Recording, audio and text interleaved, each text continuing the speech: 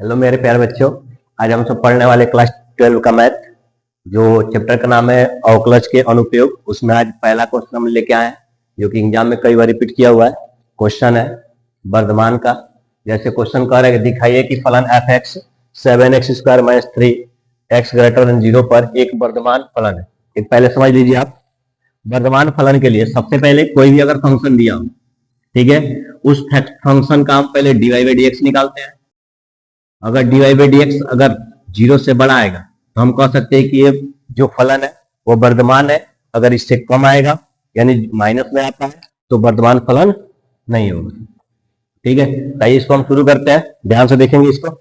देखिए क्वेश्चन का आ रहा है कि एफ एक्स यानी फलन जो दिया हुआ है 7x² माइनस 3 दिया हुआ है। सबसे पहले लिखेंगे दोनों पक्षों का x के सापेक्ष अवकलन करने पर, जब अवकलन करेंगे देखिए इसको या तो d upon d x of y लिखिए, या तो हम इसको f डैश एक्स लिख सकते हैं। ठीक है, तो कभी भी अगर एक बार अवकलन तो एक डैश लगता है, अगर दो बार अवकलन करेंगे तो f डबल डैश लगेगा। ठीक है, तो जब हम कभी किसी फलन का अवकलन करते हैं, अगर पावर है तो पावर पहले आता है, तो 7 पहले से है तो 7 दूनी 14 x हो जाएगा, और ये 3 का हम अवकलन करेंगे तो 0 हो जाएगा। तो यानी f डैश x की जो वैल्यू आएगी 14x आ जाएगी। ठीक, अब यहां पे लिखेंगे कि चूंकि f डैश एक्स का मतलब जो इसका हम अवकलन डेरिवेटिव किया है, इसका जो मान है वो 0 से बड़ा है, इसलिए x ग्रेटर देन 0 पर, या ऐसे लिख देंगे डायरेक्ट कि इसलिए यह फलन वर्धमान फलन है। अगर ये यहां पे अगर ये नेगेटिव आ गया होता, क्या आ गया था, नेगेटिव, तो ये 0 से छोटा हो जाता, तो ये वर्धमान फलन नहीं होता। कभी भी वर्धमान फलन के लिए आप क्या करेंगे, सबसे पहले फलन को नोट करेंगे, जो भी फलन होगा उसका x के सापेक्ष अवकलन करेंगे। अवकलन करने के बाद अगर उस अवकलन का मान जो है अगर 0 से बड़ा मतलब अगर पॉजिटिव आता तो हम कह सकते हैं कि वर्धमान फलन है। अगर पॉजिटिव नहीं आएगा ये वर्धमान फलन नहीं है। जो सदैव गोलाकार रहता है कि त्रिज्या चर है, और गुब्बारे के आयतन के परिवर्तन दर इसके त्रिज्या के सापेक्ष ज्ञात करनी है, जबकि उसकी त्रिज्या दी गई है। तो सबसे पहले हम क्या करते हैं, मान लेते हैं। इसमें एक चीज का आपको पता होना चाहिए, गोला जो है, गोले का आयतन आपको पता होना चाहिए। सबसे पहले मानते हैं कि माना गोलाकार गुब्बारे की त्रिज्या बराबर x सेंटीमीटर, तथा गोलाकार गुब्बारे का आयतन बराबर मान लिया y घन सेंटीमीटर। ठीक है, तो हमें पता है कि आयतन का आपको सूत्र याद होना चाहिए। गोले का आयतन होता है 4/3 पाई r क्यूब, तो r की जगह पर हम क्या लिखेंगे, x का क्यूब। अब यहाँ पे परिवर्तन की दर पूछा है, तो परिवर्तन की दर ज्ञात करने के लिए सबसे पहले हम एक बार इसका अवकलन करते हैं। तो लिखेंगे कि दोनों पक्षों का x के सापेक्ष अवकलन करने पर। अब रही बात कि x के सापेक्ष अवकलन क्यों करेंगे, क्योंकि क्वेश्चन में कहा है कि त्रिज्या के सापेक्ष करना है। किसके सापेक्ष करना है, त्रिज्या के सापेक्ष, इसलिए हमने त्रिज्या को x माना है, इसलिए हमने x के सापेक्ष इसका अवकलन कर दिया। तो ये हो गया d upon d x of y equal to, देखिए ये 4/3 पाई बाहर निकल जाएगा, क्यों, क्योंकि ये आपका कांस्टेंट है। अब एक्स क्यू का आपने पढ़ा कि एक्स क्यू का अवकलन होता है 3x²। ठीक है, तो हमारे ये 3 से 3 कट जाएगा, तो ये हो गया d upon d x of y equal to, ये हो गया 4 पाई x²। अब ध्यान देते हैं, अब क्वेश्चन में कहा है कि त्रिज्या बराबर 7 सेंटीमीटर, लिखेंगे चूंकि त्रिज्या x बराबर 7 सेंटीमीटर दिया हुआ है, इसलिए d upon d x of y to 7, यहाँ पर दिया हुआ है x इक्वल टू 7 लेना है, तो जहां x वहां पर 7 रख देंगे, तो 4 पाई इंटू 7 का स्क्वायर, ये हो गया 49 होगा, 7 सते 49 और गुणे पाई। ठीक है, अब देखिए परिवर्तन है तो परिवर्तन लिखते हैं घन सेंटीमीटर प्रति सेकंड होता है आपका। ठीक है, तब इसका गुणा कर लेंगे हम, तो ये हो जाएगा हमारा d upon d x of y x equal to 7 equal to 4 9 36 का 6 हासिल 3 4 चौको 16 3 19 पाई घन सेंटीमीटर प्रति सेकंड। तो ये हमारा आंसर हो जाएगा। तो हम कह सकते हैं कि किसी भी गुब्बारे को अगर गोलाकार है, अगर उसकी त्रिज्या 7 होगी तो उसके आयतन में जो परिवर्तन होगा 196 पाई घन सेंटीमीटर प्रति सेकंड की दर से परिवर्तन होगा। ठीक है,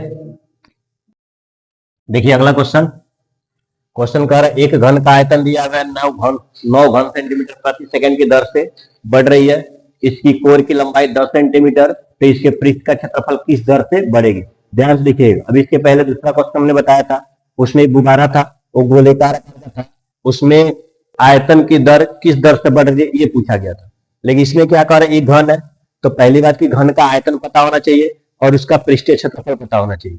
ठीक है, तो कह रहा है कि इसमें आयतन दिया हुआ है और पृष्ठीय क्षेत्रफल निकालना है आपको। तो ध्यान देंगे, इसमें सबसे पहले हम बता देते हैं आपको कि घन का जो आयतन होता है भुजा का क्यूब होता है, यानी भुजा का मतलब इसमें कोर का जिक्र किया गया, तो कोर को ही भुजा बोलते हैं, कोर की लंबाई यानी भुजा की लंबाई होती है।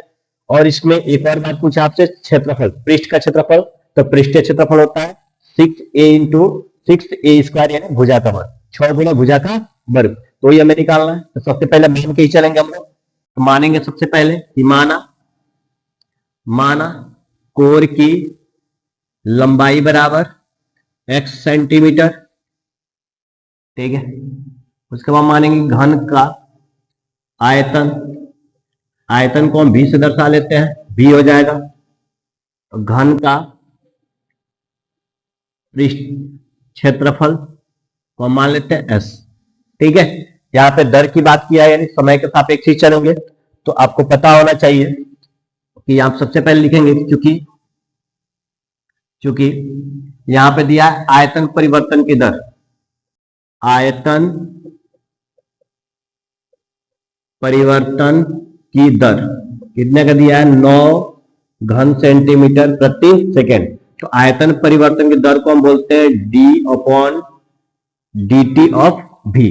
तो यह हमारा हो गया आपका 9 घन सेंटीमीटर प्रति सेकेंड। अब एक बात बताइए, अभी हमने आपको बताया कि आयतन जो होता है x का क्यूब होता है और क्षेत्रफल जो होता है 6x स्क्वायर होता है।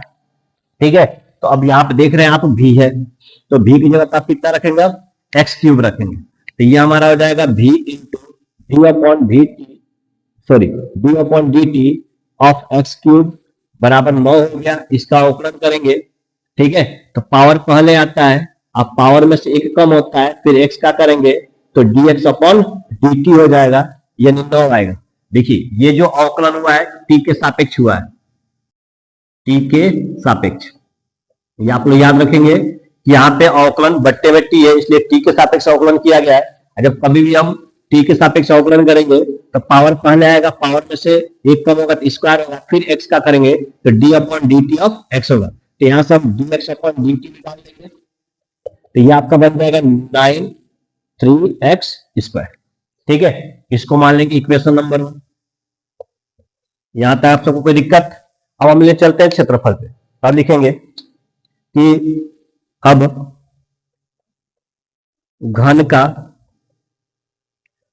पृष्ठीय क्षेत्रफल ज्ञात करनी है हमें। ठीक है, तो पृष्ठीय क्षेत्रफल आपको पता होना चाहिए, कितना होता है, दिया हुआ है 6x स्क्वायर यानी 6x स्क्वायर। ठीक है, अब क्वेश्चन में पूछा है कि पृष्ठ के क्षेत्रफल की दर ज्ञात करनी है, तो लिखेंगे कि पृष्ठीय क्षेत्रफल की दर, तो इसका सूत्र होता है d upon D s upon T. अब s का मान यहां पर रख देंगे, यहां पे s ले लेते हैं हम। ठीक है, जब एस का मान रखेंगे यहाँ पे तो ये हमारा हो जाएगा equal to d upon d t into 6x²। इसका हम डेरिवेशन करेंगे यानी अवकलन करेंगे, 6 दूनी 12x D x upon d T होगा। और आपको हम बताया अभी कि समीकरण नंबर 1 में D upon d T of x का मान दिया हुआ है 9/3x²। अब यहां पर रख देंगे कि 12x गुणे 9/3x², और यहां पे लिख देंगे समीकरण 1 से, क्योंकि समीकरण 1 से ये मान लिया गया है। अब काट दीजिए इसको, 3 चौको 12, x से x कटेगा यानी ये आ जाएगा d s upon d t equal to आपका आएगा 9 चौको 36 बट्टे में क्या आ जाएगा x वर्ग सेंटीमीटर प्रति सेकंड। अब क्वेश्चन में कह रहा है कि चूंकि कोर की लंबाई कितने की है 10 सेंटीमीटर है, इसलिए d upon d T of s, यहाँ पे s x बराबर 10 ले लेंगे, तो जहां पे x है वहां पे अब 10 रख देंगे। देखिए यहाँ पे x है तो यहाँ पे क्या रख दिया हमने 10 रख दिया, ये बन गया वर्ग सेंटीमीटर प्रति सेकंड, यानी आंसर आपका आ जाएगा 3.6 वर्ग सेंटीमीटर प्रति सेकंड। यहां हम लिख सकते हैं, अतः करके लिख सकते हैं कि जो घन का जो पृष्ठीय क्षेत्रफल होगा 3.6 वर्ग सेंटीमीटर प्रति सेकंड की दर से बढ़ेगी। लिख देते हैं अतः, यहां पर लिख देते हैं पूरा, अतः घन का पृष्ठीय क्षेत्रफल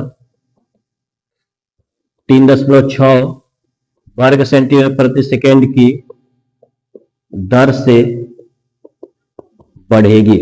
यह आपका आंसर होगा। तो आशा करते हैं कि आपको ये क्वेश्चन अच्छे से समझ में आया होगा। धन्यवाद।